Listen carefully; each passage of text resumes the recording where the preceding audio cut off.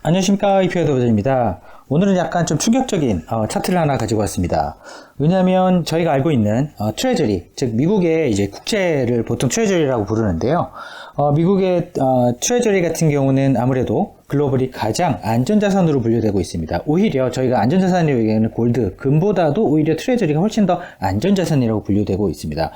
따라서 크게 이야기를 하자면 자산은 크게 이제 분류가 두 가지로 될 수 있어요. 리스크 에셋 그리고 위험이 없는 리스크 프리 에셋, 이 두 가지로 분류될 수 있는데, 여기서 트레저리 같은 경우는 저희가 보통 안전자산이라고 이제 부를 수 있는 것 같습니다. 이 트레저리 같은 경우는 크게 글로벌 중앙은행들 수요가 꾸준히 있고요. 그리고 이제 금융자산을 투자하거나 이런 금리부 자산을 필요로 하는 사람들한테는 아주 꾸준한 수요가 있습니다. 그레주얼한 사실 수요가 분명히 존재한 부분이 있고요. 거기다가 만약 경기가 악화된다, 즉 경기가 악화된다라고 했을 때 수요가 또 추가로 증가를 하고요. 오히려 금리가 상승한다라고 하게 되면 오히려 수요는 감소하게 됩니다. 따라서 경기가 좋냐 아니면 금리가 상승하냐에 따라서 이 수요급이 이런 꾸준한 수요에다가 추가로 결정이 되는 부분이 있는데요.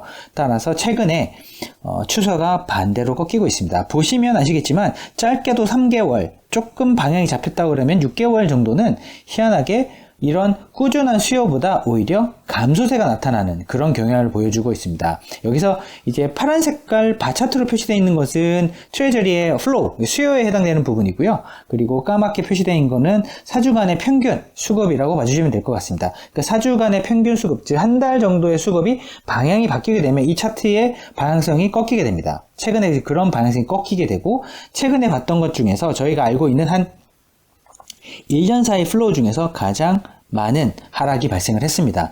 이때가 언제였냐면 작년, 그러니까 2021년 상반기, 이제 1, 2, 3월에 해당되는 1분기에 해당되는 부분이죠. 1분기에 경기가 이제 거의 이제 코로나부터 이제 많이 회복이 됐다. 이제 드디어 이제 경기가 회복된다라고 얘기가 나왔을 때, 그러면 금리를 올리지 않을까? 혹은 경기가 조금 더 좋아지지 않을까? 그런 이슈가 있었습니다.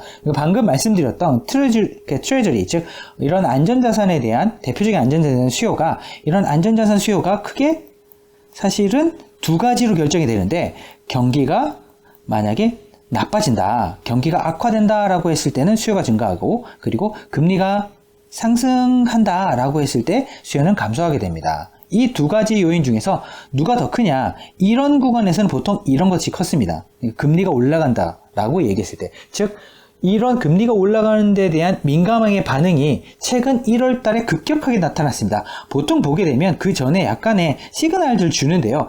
많이 증가했던, 이런 트레저리 수요가 많이 증가했던 그 후폭풍으로 지금 급격하게 축소가 나타나고 있습니다. 따라서 최근에 데이터를 본 것 중에서 가장 큰 아웃플로우가 나타났다라고 이제 시장에서 급격히 지금 이런 부분을 빨리 대응해야 되는 것이 아닌가라는 이야기가 나오고 있습니다. 그 이야기는 글로벌리 가장 유명한 펀드 매니저 중에 하나인 레이 달리오가 현금은 쓰레기다 라는 이제 표현을 이제 쓸 정도로 현금을 보유하고 있는 건 되게 바보 같은 짓이다 라는 얘기를 많이 했었는데, 그 부분에 해당되는 일종의 액션 중에 하나가 이런 이제 안전자산, 특히 금리를 거의 민감하게, 금리가 올랐을 때 거의 민감하게 이런 이제 자산의 가치가 떨어질 수 있는 이런 자산들을 매각을 하는 행태가 나타나는데, 지금 그런 행태가 나타나고 있습니다.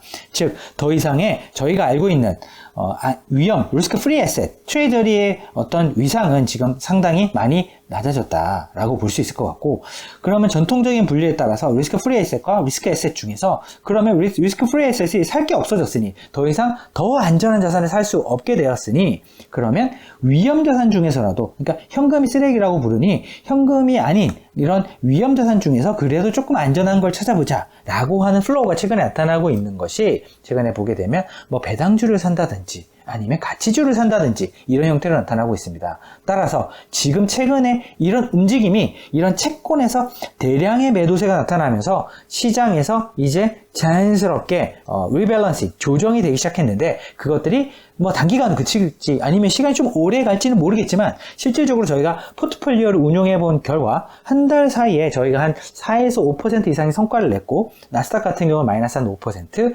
S&P 500도 마이너스 2에서 3% 이런 정도의 손실을 내고 있는 구간에 성과가 났는데, 이게 보니까 대부분 이런 방금 말씀드렸던 리스크 프리 에셋이 아니라 리스크 에셋에서 주로 성과가 나타났는데 방금 말씀드렸던 가치주, 배당주 이런 쪽에 성과가 나타나고 있습니다. 따라서 지금 시장의 변화는 그동안 저희가 되게 오랫동안 봐왔던 이런 유행, 그러니까 안전자산에 대한 선호도가 충분히 꾸준히 있고 그리고 경기가 어느 정도 빨리 회복될 것 같지 않다는 두려움이 있는 가운데서 금리가 오르지 않을 것 같다라는 시장의 어떤 expectation, 예상이 있는 구간에서 나왔던 의사결정이라 한다면 지금은 반대로 지금 이런 꾸준한 수요에 대해서 지금 담보하기 어렵게 됐고 그리고 경기가 지금 여기서 되게 조금 부정적이다라고 말하기엔 애매한 지금 미국의 잠재 성장률보다 거의 2배 가까운 성장을 지금 2022년에도 거의 지금 예상이 되기 때문에 금리가 올라갈 수밖에 없다라는 부분 때문에 아무래도 이런 largest, 즉 가장 큰 아웃플로우가 최근 1년 사이에 나타났다. 어디서? 미국의 가장 안전한 자산이라고 불리는 트레저리, 즉 미국 채권에서, 재무부 채권에서 이런 부분이 나타났다. 이런 부분은 향후에 저희가 2022년 전략을 전체 놓고 봤을 때 판단하는 부분 중에서 가장 중요한 부분일 것 같습니다. 따라서 이 수요가 이게 단순하게 그냥 채권에 대한 얘기가 아니고요.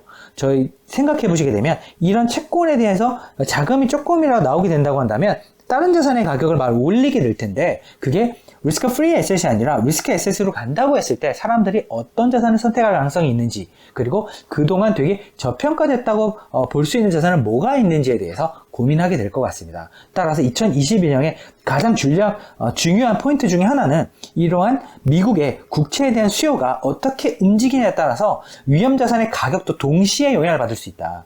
그리고 그 위험자산 가격을 누가 어떻게 평가하느냐 그리고 주식시장의 참여자 중에서도 조금 위험자산을 계속 많이 들고 가는 것들에 대해서 부담이 느낀다고 했을 때 이런 위험자산 내에서도 로테이션이 발생할 수 있는 이런 힌트를 여기서 동시에 제공하고 있다. 이런 부분을 꼭 명심해 두시고 만약에 2022년에 투자를 한다고 한다면 좀 좋은 힌트가 될 것 같습니다. 왜냐하면 보통 1, 2월 사이에 보통 성과가 한 대부분 그 해의 성과를 좌지우지하는 경우가 되게 많았었고 실질적으로 2021년에도 그랬었고 2020년에도 사실 그랬습니다. 왜냐하면 코로나가 있었던 1분기 때 성과가 판가름이 났는데 그때 대부분 IT가 너무 흥했고 그리고 차이나 관련된 이런 이머징 국가의 성과가 너무나 불리했었는데 그게 실질적으로 1년 정도 이어졌기 때문에 지금 1분기 내에서 특히 이런 1, 2월 사이에서 성과가 어떻게 움직이냐에 따라서 1년의 성과를 결정할 가능성도 상당히 있어 보이기 때문에 이번에 이런 대량 채권 매도가 나온 부분을 힌트를 삼아서 의사결정하시는데 참고로 쓰시면 좋을 것 같다라고 저희가 판단을 해서 일단 이 프레젠테이션을 준비를 했습니다. 실질적으로 저희가 DB 글로벌 자산관리 솔루션과 같은 펀드를 실질적으로 저희가 모델 포트폴리오 구성을 하면서도 이런 부분이 상당히 중요했었고요. 그리고 주식 포트폴리오만 하고 있는 신한 글로벌 EMP 해피라이프 연금 펀드 같은 경우에서도 EMP에서도 사실 그런 부분이 상당히 중요하게 작용하고 있는 것 같습니다. 1개월 사이의 성과가 저희가 다른 포트폴리오에 비해서 성과가 상당히 좀 드라마틱하게 좋게 나타나는 부분 중에 가장 중요한 요인이 저희가 이런 데이터들을 유심히 관찰을 하고 고민을 했었는데 실질적으로 포트폴리오 성과평가를 해보니 실질적으로 그런 부분이 되게 중요하게 나타났습니다. 만약에 이 프레젠테이션을 참고 삼아서 투자 의사결정할 때 조금 쓰신다고 한다면 분명히 아마 2022년에 투자 전략을 짜는데 큰 도움이 되실 것 같습니다. 저희가 이런 부분에 대해서 만약에 업데이트할 일이 생기거나 아니면 진짜 수급이 정반대로 이렇게 움직이는 경우가 발생한다고 한다면 저희가 최대한 빠르게 업데이트를 해서 공유드리도록 하겠습니다. 감사합니다.